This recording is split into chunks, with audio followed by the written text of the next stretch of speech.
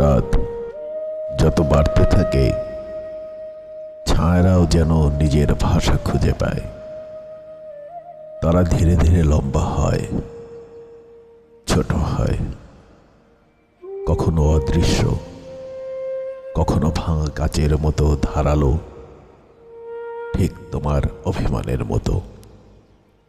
আমি মাঝে মাঝে ভাবি, ছায়ার এই নাচের ভেতর একটা গোপন দরজা আছে কি, যেখানে ঢুকলেই মানুষ নিজের হারানোর অংশটুকু খুঁজে পায়।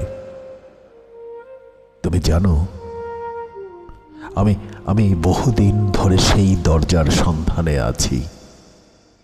কারণ তোমার চোখে প্রথম যেদিন সেই অদ্ভুত ঝড় দেখেছিলাম, মনে হয়েছিল এই মেঘের মধ্যে নিশ্চয়ই কোনো হারানো সত্য লুকিয়ে আছে।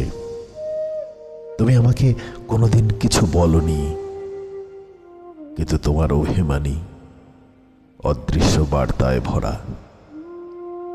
সেই বার্তা পড়তে পড়তেই আমার বুকের গভীরে একটা অচেনা দরজার জন্ম নেয়। রাতের শেষে বুঝলাম, দরজাটা বাইরে নয়, আমার ভেতরেই ছিল।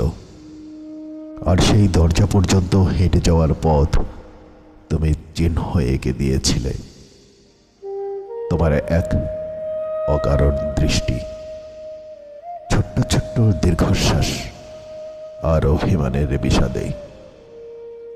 ওহ, তুমি আমার ছায়াগুলোকে কথা বলতে শিখিয়েছ, তাদের অন্ধকারের চিহ্ন এঁকে দেখিয়েছ মানুষের নিজের হারানো আলো খুঁজে পাওয়ার পথ।